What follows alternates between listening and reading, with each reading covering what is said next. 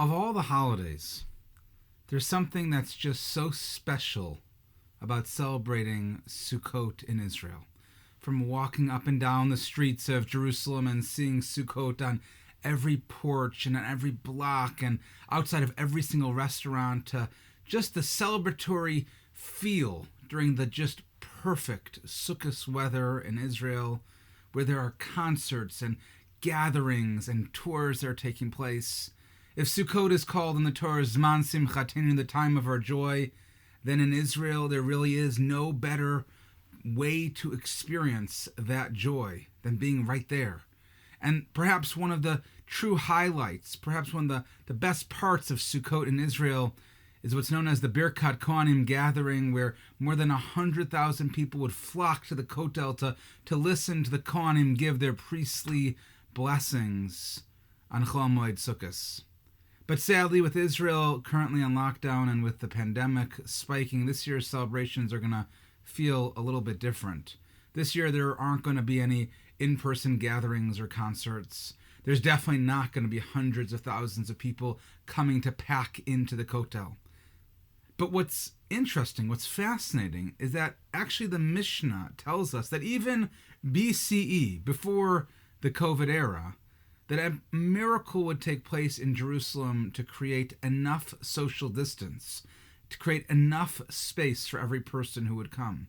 The Mishnah in Pirkei Avos tells us that even though the entire Jewish nation crowded into Yerushalayim for the regalim, for the holidays, that there was always room. It was one of the miracles of life of the Beis HaMikdash. When everybody would pack into Yerushalayim, and in specific into the Beis HaMikdash, they stood, and while that space might have been narrow, when they bowed, there was always even more space. But more than that, according to some of the commentaries, no one even felt inconvenienced. Nobody even felt discomforted by sleeping in Yerushalayim during the Chag, and it was teeming, filled with so many people. But if you think about this Mishnah, it's actually a little bit strange. Today, we are all extra sensitive about the space around us, whether we are bowing down or not. And given that Yerushalayim was so packed with so many people and the Beis HaMikdash was so crowded, I can certainly understand the need for a miracle such that when people would bow down, that they would actually need a little bit more room. And if God was already going to make a miracle and make enough space for people to bow down, why not just create a miracle that is even larger? Just make the social distance, make the entire area spacious enough so that people, when they're standing, that they're comfortable and not squeezed so tight. Why the need only for a miracle when the people are bowing and not when they're standing? And perhaps we can suggest that this Mishnah here is meant to teach us not about a specific miracle, as much as it is here to teach us an important character lesson.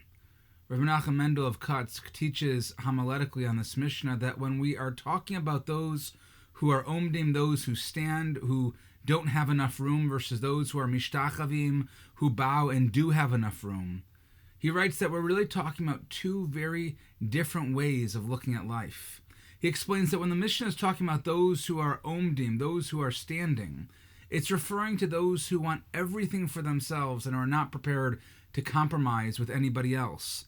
These are people that are constantly standing up for their rights. They who are rigidly asserting what is theirs, what is due to them, without any sense of flexibility or compromise. And such a person who sees the world that way will never find a place in which they think that there's enough room for them in the world. They never feel like they have adequate space if they always refuse to yield to others. And instead, the Kutzker teaches that in order to live together, people must make way for one another. If we are mishtachavim, if we know how to bow by compromising, if we know how to forego our pride of being conciliatory to others on occasion, then the world, in fact, can become a much more spacious place. And when we can do that, we'll have plenty of space around us. And while this might sound like a simple idea in theory, in practice, it can be much more difficult to do. Oftentimes, people will mistake rigidity with deep principles or flexibility with weakness. We feel much better if we can describe ourselves as being people who are principled even if in truth we're being stubborn. Deep down, we know that sometimes that when we protest, it's really due to our own personal feelings and not just the principles that we tell people that we're standing by. And this is certainly true with personal relationships. We see this so often with marriages, with deep friendships, for sure, because they can't exist without there being some mutual process of mishtachavim, without being some form of bowing down, making sure that we aren't always standing up for ourselves and seeing what we can get, rather than bowing down and seeing how it can benefit others. But the truth is that as important of an idea as this is for relationships in general, it's actually just as true for communities as well. A community cannot function if its constituent members are always omdim, if they are never bowing down, if they are never compromising, if they're only thinking instead about how others can bend to their will, to give them what they need. A community can't exist, it can't thrive when there's no partnership, where there's no respect, when the needs and the desires of just a handful of people are omdim, are uncompromising to the needs of the broader community. But there's one more idea that I want to share with you that ties into this exact thought. The Torah Tamima adds to this idea of the Kutzker in the most beautiful way. He writes that in reality, in the times of the temple, things actually were a bit squishy. It was jammed. It was cramped. But the real miracle was that during those moments of intense crowding, not one person complained to his fellow that things were too tight or too uncomfortable. And the sense of brotherhood, the sense of closeness between fellow Jews was so strong that no one complained or felt like anybody was in their own space. People were just so happy to be together that the feeling was so positive that it felt to everyone when they bowed that there was just endless space. And I've been thinking about this idea, really these ideas, a lot over this past week. And for those of you who are with us in person over the high holidays, you got to see just how incredible our community really is. Our members were flexible and understanding. They were the epitome of mishtachavim, of those who are compromising and yielding to others.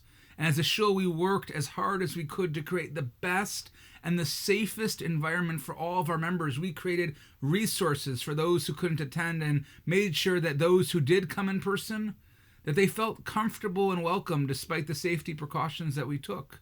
And to watch the partnership, to watch the volunteers, the way so many people went out of their own way to help and make Yom Tov meaningful for others besides for themselves, it was remarkable. The positive, collaborative, the metaphoric closeness, if you will, that we experienced over the high holidays was something that I don't think I will ever forget.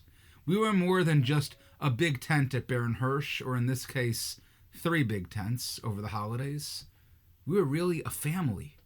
And the space at Baron Hirsch, it never felt larger, and not just because we were socially distanced, but because as a community, we truly were mishtachavim. We were compromising, we were supportive, and we were loving to one another.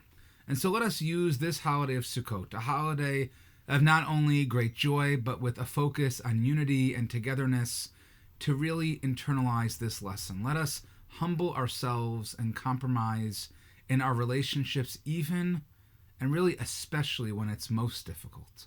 Let us create a welcoming and close environment that encourages positivity and not complaints. And by doing so, ensuring that we truly have a beautiful, broad, and spacious world.